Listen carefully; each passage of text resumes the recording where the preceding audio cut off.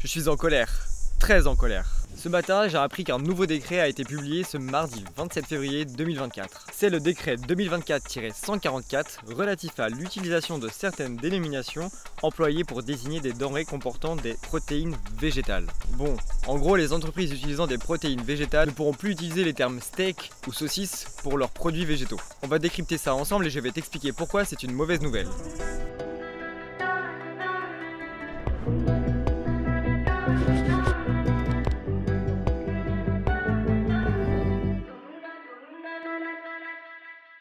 Tout d'abord, comme tu le sais, je suis actuellement en Nouvelle-Zélande. Je ne suis pas du tout l'actualité ici et j'avoue que ça me fait vraiment du bien. Mais là, il fallait que je réagisse. Ça fait quelques jours que je voyais passer des news à ce propos, sans réellement y prêter attention parce que je me disais que le gouvernement allait faire ce qu'il fallait. Mais en fait, pas du tout.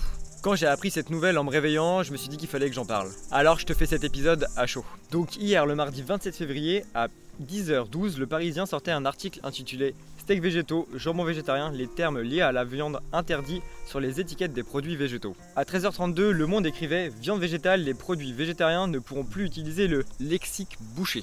Ou encore BFM à 17h, Steak, saucisse, les marques de viande végétale fustigent l'interdiction de ces dénominations pour leurs produits. Mais alors, que nous dit exactement ce nouveau décret ? Sous prétexte de créer la confusion chez les consommateurs et consommatrices, le gouvernement a établi une liste de dénominations réservées aux produits animaux. Et donc par conséquent, interdits pour des produits à base de protéines végétales. On y retrouve des appellations comme filet, faux filet, rhum steak, entrecôte, onglet, paleron. Je sais même pas ce que c'est. Steak, escalope, jambon. Il faut dire qu'ils ne sont pas à leur premier coup d'essai. Depuis 2020, les lobbies font pression sur la filière végétale pour interdire ces dénominations. Et donc depuis 4 ans, c'est une partie de ping-pong qui se joue entre les lobbies de la viande et la justice. En juillet 2022, le Conseil d'État avait suspendu un décret allant dans ce sens, à la demande d'une association de défense des protéines végétales. Mais cette fois-ci, on dirait que leurs pressions ont fini par payer. Et tu sais le pire dans ce décret ? Il se trouve à l'article 5, je cite, « Les produits légalement fabriqués ou commercialisés dans un autre État membre de l'Union européenne ou dans un pays tiers ne sont pas soumis aux exigences du présent décret. » Autrement dit, ce décret s'applique uniquement aux entreprises françaises qui produisent en France. Ça veut dire qu'une entreprise européenne ou non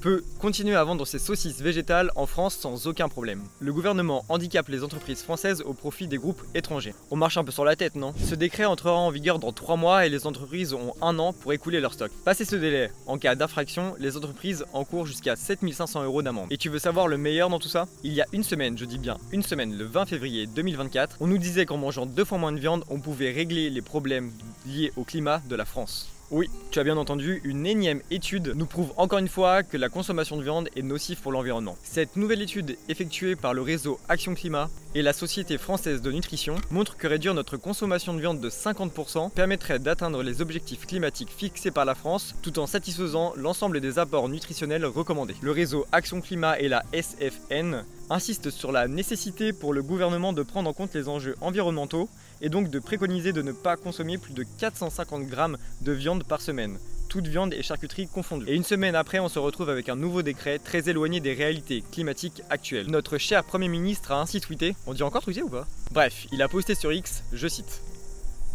C'était une demande de nos éleveurs, le décret interdisant les dénominations steak, escalope ou jambon pour les produits végétaux a été publié aujourd'hui. Je suis désolé Gab, mais c'est pas en changeant les appellations des produits végétaux que tu vas aider et soutenir les agriculteurs français. Là, tu fais juste plaisir au lobby en inventant des mesures aussi absurdes que celle-ci. Mais alors, pourquoi c'est une mauvaise nouvelle ? Tout d'abord car ça montre qu'en 2024, avec les enjeux climatiques actuels, le gouvernement se préoccupe plus de ne pas froisser les lobbies de la viande plutôt que d'agir concrètement pour l'environnement. L'argent avant tout, encore et encore. Ensuite, je l'ai déjà dit, mais ça concerne uniquement les entreprises françaises produisant en France, qui utilisent pour la plupart des ingrédients français. Et on vient directement les mettre en concurrence avec des entreprises étrangères. Je croyais qu'on voulait pousser le Made in France, mais apparemment le gouvernement arrive à mettre des œillères quand il s'agit de faire plaisir aux industriels. On peut aussi se demander s'il n'y a pas mieux à faire que de s'obstiner pour des futilités comme celle-ci. Je sais pas, mais je pense qu'il y a plus grave et plus urgent que juste le mot steak sur un truc au soja.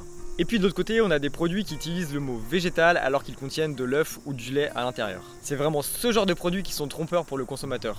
Comme par exemple la fameuse Knacky qui a sa version végétale avec de l'œuf à l'intérieur. Dans de nombreux articles, on peut lire un décret salué par les acteurs de la filière animale qui estiment que des termes comme steak végétal ou saucisse végane peuvent créer de la confusion chez les consommateurs. Pardon ? créer de la confusion chez les consommateurs. Les gens ne sont pas stupides. Ils sentent juste le vent tourner en voyant les alternatives végétales prendre de plus en plus de place dans les rayons et dans les parts de marché. Ils essaient donc de mettre des bâtons dans les roues dans les entreprises végétales, mais aussi à nous, consommateurs, qui devront passer plus de temps dans les rayons à chercher des produits avec des noms tirés par les cheveux. 10 de légumes ou cylindres de soja. Tout ça pour protéger les intérêts des grands industriels et de l'élevage intensif. Mais alors, que fait le gouvernement pour interdire l'eau de javel, le lait démaquillant, la crème solaire, les fruits de mer, les tomates cerises, les œufs en chocolat, les allumettes de porc, le cordon bleu, la tomate cœur de bœuf, la barbe à papa, la salade de fruits ou encore le beurre de cacahuète. C'est vrai, j'ai hâte de voir ce qu'ils vont faire pour la tomate cœur de bœuf parce que ça prend vraiment le nom d'un animal alors que c'est vraiment juste une tomate. Donc ça serait intéressant de voir si la tomate va avoir un nouveau nom. Tu vois, il en existe plein des trucs comme ça. Ce qui montre que c'est vraiment absurde. L'entreprise Lavi s'est d'ailleurs emparée du sujet de la meilleure des manières en dévoilant une nouvelle campagne publicitaire sur les réseaux sociaux pour dénoncer ce décret absurde et interpeller les consommateurs. Sur leur compte Instagram, on peut voir une série de mock-ups sur des grands bâtiments parisiens pour dénoncer cette mascarade. On peut lire: on vous prend pour des jambons, pas nous hein, les lobbies de la viande industrielle et de l'élevage intensif. Une manière ludique et intelligente de faire parler du sujet. Encore une fois, bien joué Lavi. Nicolas, le cofondateur de Lavi, a d'ailleurs réagi. Ce décret est en total décalage avec les ambitions du pays en matière de réindustrialisation et de climat. Sous couvert de transparence pour les consommateurs, cette décision freine la transition écologique. Avec ses atouts agricoles et culinaires, la France a pourtant toutes les ressources pour devenir un acteur incontournable des protéines végétales. Ne t'inquiète pas Nicolas, on continuera d'acheter les lardons et les jambons Lavi. Pour terminer sur une bonne nouvelle, on sera toutes et tous d'accord pour dire que de toute façon, décret ou pas, on continuera d'appeler un steak végétal un steak végétal. C'est ancré dans le langage collectif et ce n'est pas un décret qui changera ça. Et on sait à quoi ça correspond en magasin. Ça aura juste un autre nom sur les packaging. On peut dire que c'est une mesure inutile pour un problème qui n'existe pas. Tout ça juste pour faire plaisir au lobby de la viande. Et de toute façon, le tofu s'appellera toujours du tofu, quoi qu'il arrive. Et ça, on aime. Dis-moi ce que tu en penses en commentaire, j'ai hâte d'échanger avec toi. N'oublie pas de liker la vidéo si tu es sur YouTube ou de laisser un avis 5 étoiles si tu m'écoutes sur ta plateforme de streaming. On se retrouve très vite, prends soin de toi, c'était Maxime, salut.